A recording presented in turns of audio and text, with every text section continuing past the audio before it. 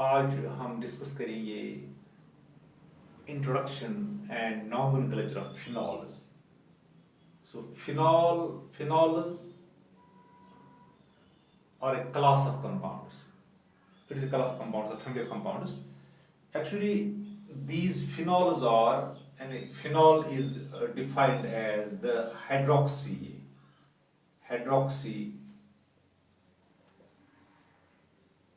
derivative. A hydroxy derivatives in phenols are hydroxy derivatives of aromatic hydrocarbons such as benzene. So their general formula is ArOH. यहाँ पर जो AR है, this is aryl radical, ये aryl group है, this aryl group. So this is aryl group.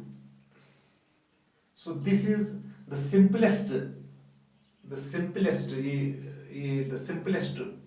hydroxy derivative of benzene is known as phenol. उसको हम बोलते हैं phenol. In a simplest hydroxy derivative, the simplest hydroxy derivative of benzene है, it is called phenol. So phenol is यानी जो phenol है, ये इसका नाम एक्सेप्ट कर दिया गया है एज कॉमन नेम भी और IUPAC नेम भी. Phenol is accepted. जो सिंपलेस्ट हाइड्रोक्सी डेरिवेटिव बेंजीन है, उसका नाम फिनॉल एक्सेप्ट कर दिया गया है as common as well as IUPAC name. अब इनको हम क्लासिफाई करते हैं on the base of number of hydroxyl groups attached to the benzene. यानी इसमें जो हाइड्रोक्सल ग्रुप डायरेक्टली अटैच होता है बेंजीन को इन फिनॉल्स. सो अब हम फिनॉल्स को हम कर सकते हैं classify on the basis of number of hydroxyl groups attached to the benzene, directly attached to the benzene. If one group is attached, if one OH group is attached to the benzene directly, then it is called monohydric होता है. इसको बोलते हैं monohydric phenol. ये monohydric है. So it is a monohydric. ये monohydric है. If two hydroxyl groups are attached to the benzene directly, that is called a dihydric. ये dihydric है. This is dihydric phenol. So if three hydroxyl groups are attached to the benzene directly, that is called this is called trihydric. ये trihydric है. This trihydric.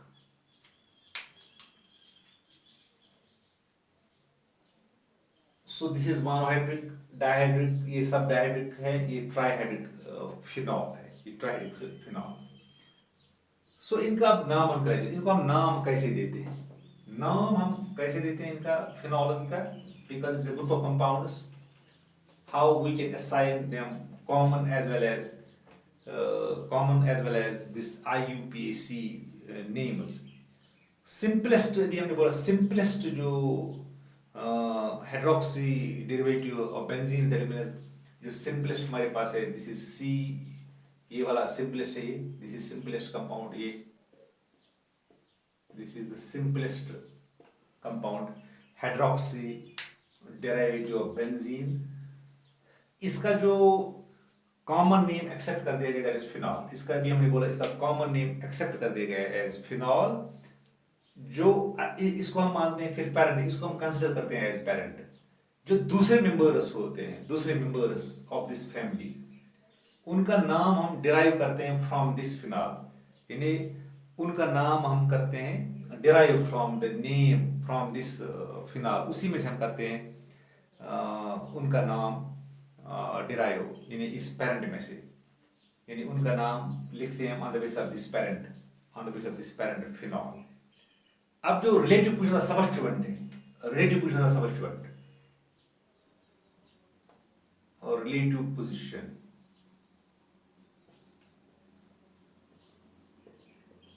Of the substituent is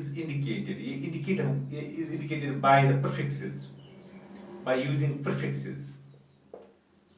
Ortho,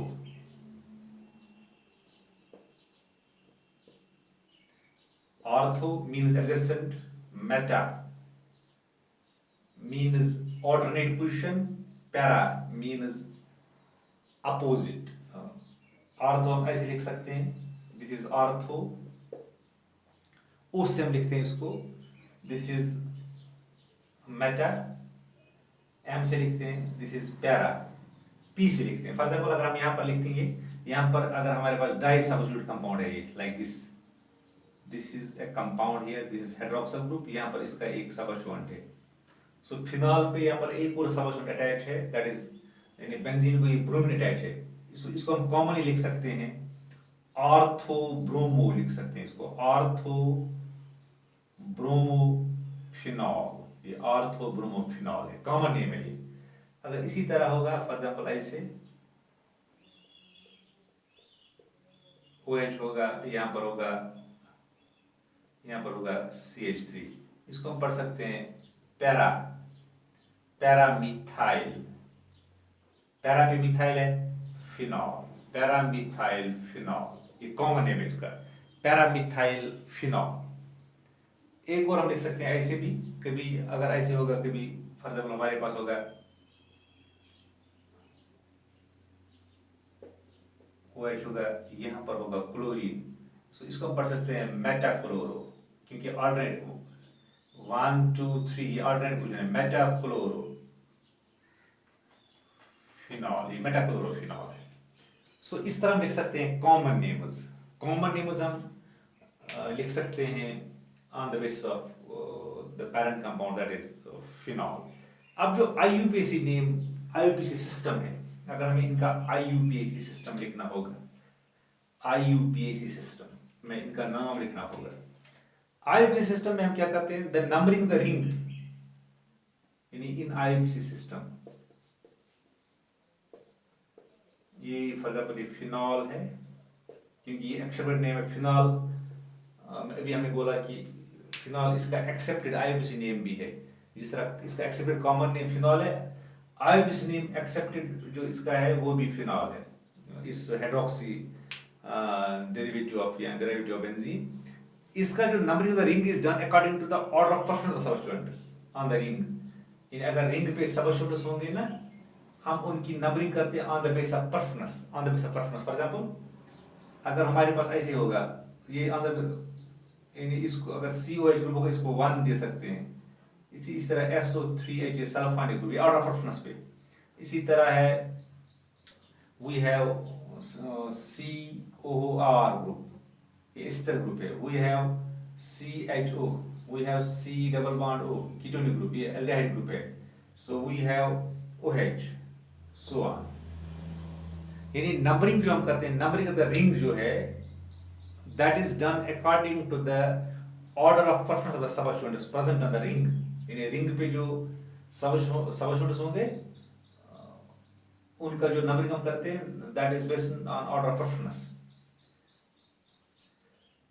एक और बात, अब जो relative position जो यानी for the substitute phenol, अगर हमारे पास सबस्टिट्यूट फिनॉल होंगे, सबस्टिट्यूट फिनॉल का मतलब अगर हमारे पास ऐसे होगा, ये सबस्टिट्यूट फिनॉल है, यानी we have this is substitute phenol. अगर हम इसका नाम लिखना होगा, यानी सबस्टिट्यूट फिनॉल का जो relative position of the substituent, it is indicated, इसको हम इंडिकेट करते हैं बाय द नंबर्स 1 2, यानी हो गया आर्थो जो है 1 3, हो गया ऑल्टरनेट 1 4, यानी यहाँ पर हम नंबर से करते हैं, वहां पर हम कर रहे थे आर्थो मेटा पैरा से, यहाँ पर करते हैं रिलेटिव पोजीशन का सबस्टिट्यूएंट हम करते हैं, यहाँ पर इंडिकेट बाय नंबर्स 1 2 1 3 1 4। ऐसे अगर मैं लिखूंगा यहाँ पर, आई राइट हियर, अगर इसका हम करेंगे ऑर्डर ऑफ प्रेफरेंस, यहाँ पर इसको ऑर्डर ऑफ प्रेफरेंस ये पहले आता है, ये बाद में आता है, इसको मिलेगा number 1, this column will get number 1, this is 2, so we will write this is 1 2, sorry this is 2 bromo phenol, ये 2 bromo phenol है, इसका नाम है 2 bromo phenol। एग्जैक्टली अगर हमारे पास ऐसे होगा compound, this is OH, this is CH3, ये 1, इसको परफॉर्मेंस मिलेगी यहाँ पर, बिकॉज अभी हमने बोला कि नंबरिंग हम करते हैं, रिंग की नंबरिंग उसको हम करते हैं on the base of order performance. So यहाँ पर परफॉर्मेंस मिलेगा इसको, so it will get number 1 this carbon, 2 2 3 4 हो गया 4 मिथाइल फिनॉल, ये 4 मिथाइल फिनॉल आएगा इसका नाम, 4 मिथाइल फिनॉल। इसी तरह हम और लिख सकते हैं, और कुछ कंपाउंड लिख सकते हैं यहाँ पर। हमारे पास कुछ सिंपल कंपाउंड भी होते हैं, यानी सिंपल कंपाउंड्स होते हैं, उनका अपना एक कॉमन नेम होता है, यानी उनको हम कॉमन नेम से भी जानते हैं, कॉमन नेम से जान सकते हैं उनको। So we have, if we have compound like this, मतलब डायहाइड्रिक अल्कोहल जो हमारे पास, उनका नाम हम कैसे लिखते हैं? अगर हमारे पास ऐसे होगा कंपाउंड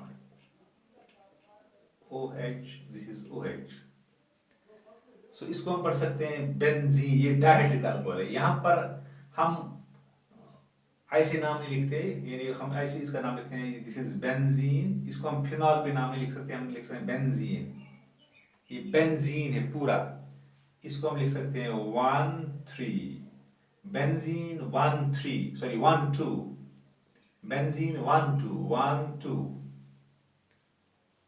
डायोल, ये बेंजीन 1, ये डायहाइड्रिक अल्कोहल, ये डायहाइड्रिक अल्कोहल है,